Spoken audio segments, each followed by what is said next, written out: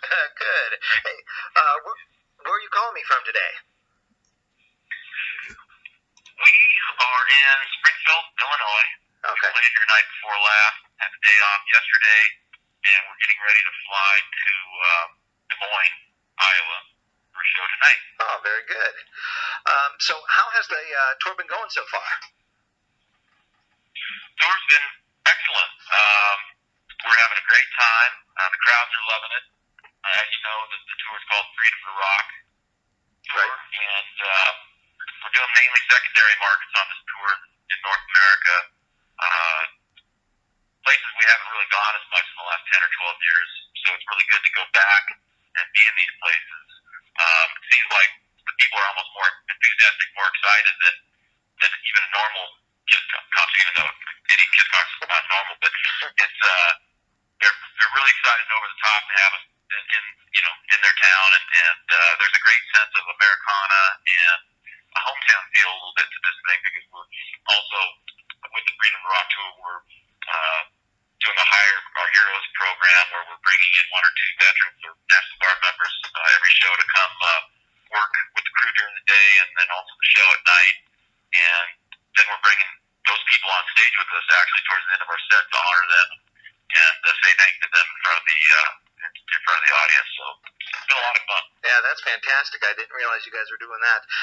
I know Youngstown, is excited to see you here next week.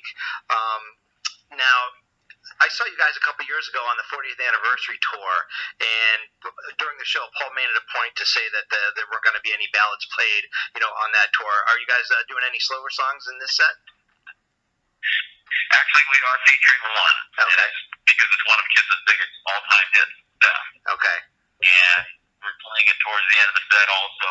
Eric Singer is coming out from behind the drums, and he just does a beautiful job. Every night we got a nice arrangement together for that. We just play it very low-key as a backup to Eric when he's singing it. It's great. Awesome. And I think in the old days, Peter Chris used to sing it with a tape backing, and we'd fix that, and we're just doing it all live. Oh, super. Oh, that's great. Now, you guys released Monster back in 2012, I believe. Are there any plans to record any new music? Well, we've discussed it, and honestly, because of the state of the record business, we're not as motivated to record a new record per se. Problem is that with the amount of time and effort and energy that goes into writing and then recording and then releasing a record and promoting it, payoff is little to nil, unfortunately. Right. That's just that's the sad state of the record business. Sure. As you know, with Spotify and Pandora, every kid today is signing up and just subscribing to music, not buying. And to be honest with you, the record business has been a disappointment anyway, because there's no incentive for anybody to buy and collect music, because you don't have any great packaging like you used to. In the days of vinyl, or even CDs, you'd have a great package and booklets and books that are inserted in liner notes and photos, right, great things that add the mystique and the excitement of owning a record. So that's all gone, and I do that. I know there's a bit of a vinyl resurgence these days, and I'm actually buying more vinyl myself again, buying a turntable when I get off the road this year, right, which is really cool. But it's just the sad state of affairs, and that's just unfortunately where we're at in today's world. Right, I agree. I know as a kid I loved getting the big album and reading the notes, like you said, and looking at the lyric sheet and seeing who played what instrument and all that. And yeah, kids today, they don't have that. That's too bad. It is. It's unfortunate. So maybe somehow that will come back full circle at some point. I don't know how, but I hope it will. Right, exactly. So let's look back on your career. Who were some of your musical influences growing up? It's a great question. But going back even before, when I was a very young kid, we had a lot of music around my home, my house, with my family when I grew up. My mom was very musical, very artistic, and she played a lot of great music around the house, classical music and Broadway show stuff. And then I had older brothers that played Beatles records and a lot of the great 60s pop stuff before I was getting into music quite yet. So I was immersed in that, which was a great influence. But by the time I got into my early teens, I started loving rock, and particularly hard rock. this is in the early '70s, so it was bands like Black Sabbath and Deep Purple and Kiss, and I could go on, Led Zeppelin, right, that were really capturing my attention and drawing my interest into playing guitar and going to concerts, chasing girls and all that stuff. Absolutely. I started playing guitar when I was about 13, around that same time, and it was kind of a golden time for me in my life. And, it was a big influence on the early '70s, especially the hard rock scene. Right. Exactly. Now, you mentioned concerts. What was the first concert that you attended? Do you remember? First concert I attended was Black Sabbath. Wow. Opening the show was a 3-act bill. First band on was Frank Marino and Mahogany Rush, a Canadian guitar player. Mm-hmm. And then the second act up was Montrose. Wow. Who, by the way, was one of my favorite guitar players and still is, influenced me quite a bit.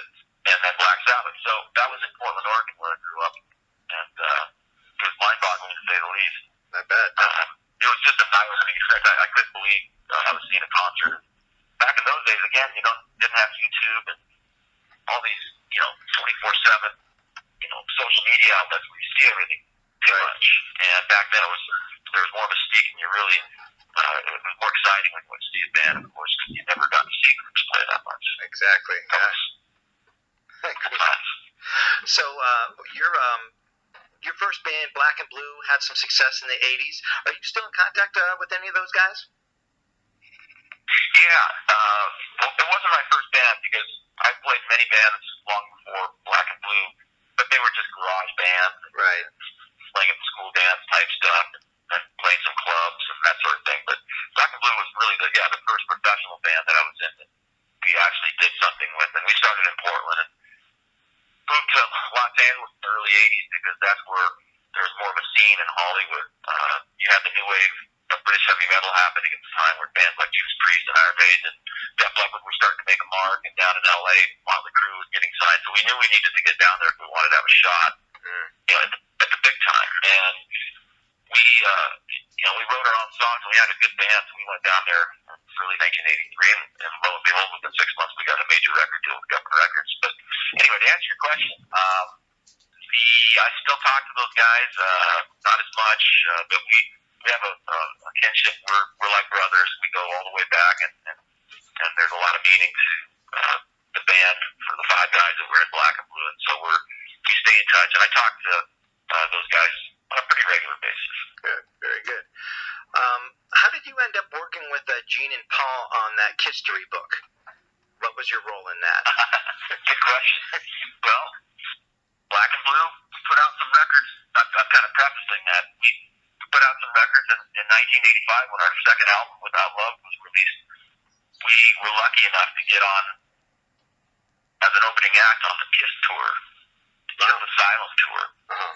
And we did about 25-30 dates with them in the fall of 1985, and that's when I met Paul and Gene.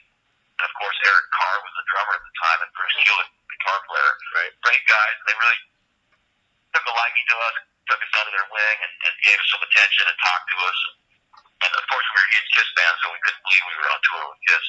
But during the course of that, we started talking to Gene Simmons, because at the time he was starting to produce some bands. And so when we were getting ready to do our third album right after that tour, we asked Gene, would you be interested in producing our group? So he did, and he produced 2 albums of ours. And then after that, by the late 80s, early 90s, the band had started to kind of run its course. Black and Blue had started to run its course, and we kind of split up, lost our record deal, so I was looking for a new job. And Paul and Gene asked me if I wanted to come work for them part-time for their organization. I said, of course I would. What a dream job. And the first thing that they had me do was sort through all their photo archives and pick photos for this coffee table book that they were putting together called Kiss Street. And so essentially I became the photo editor of Kiss Street, and I couldn't think of a better job to have.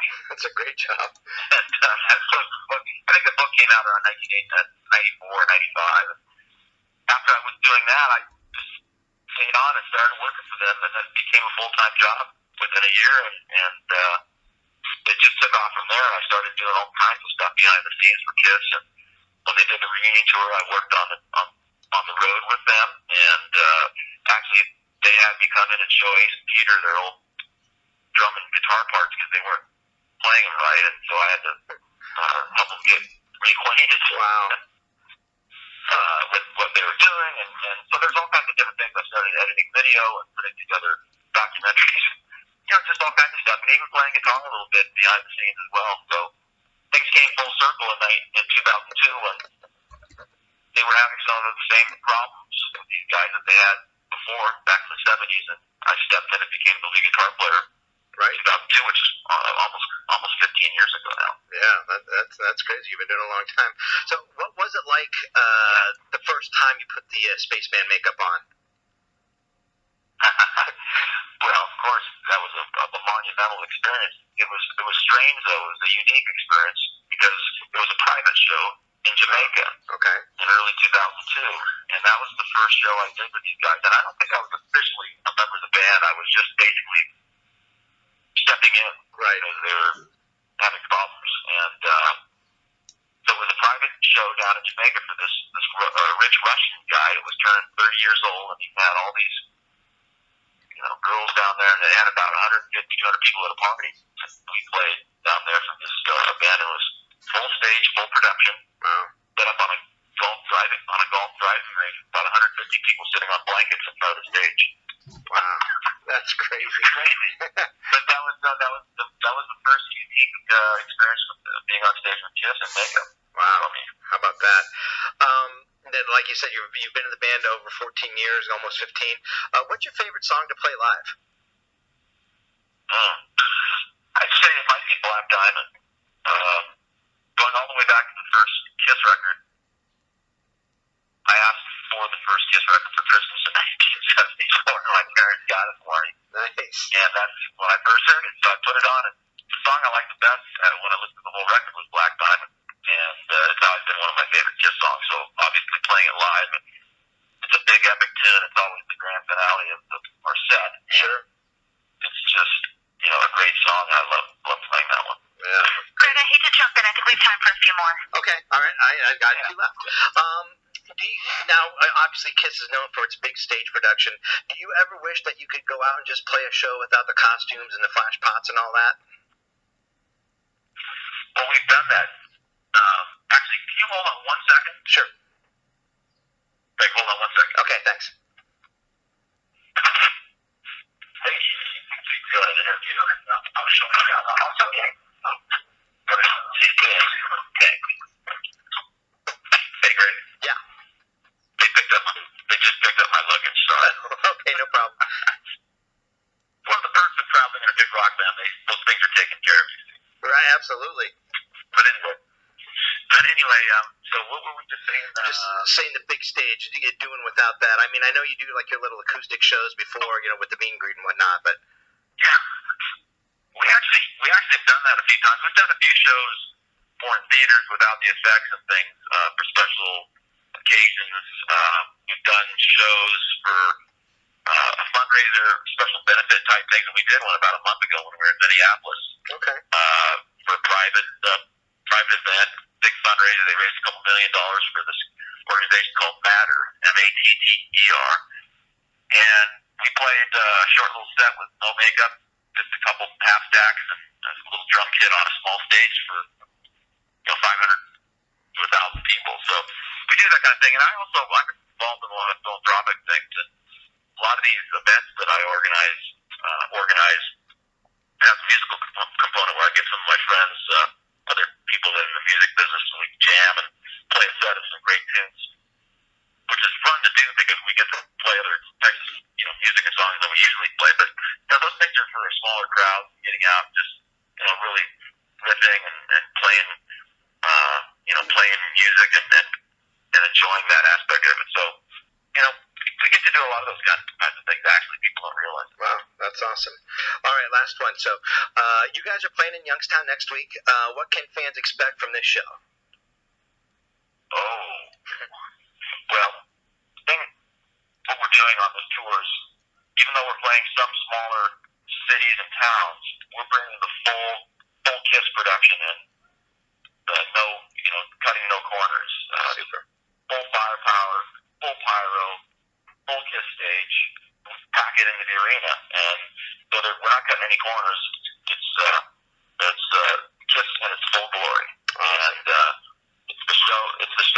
made famous for the last 40 years, and every single bit of it will be in Youngstown that night. So be prepared. Perfect. All right. It sounds excellent. Well, Tommy, I know you got to run. Thank you so much for your time today, and I look forward to seeing you guys next week. Yeah, great talking. When are you putting the article out? I will get this up probably. I could probably do it tomorrow or Sunday. I'll get it up, so it'll preview the show. Awesome. Well, we'll look for it. We'll get it out there. Oh, super. Get it out on all of our links as well. So. All right, Tommy. Thank you so much. All right.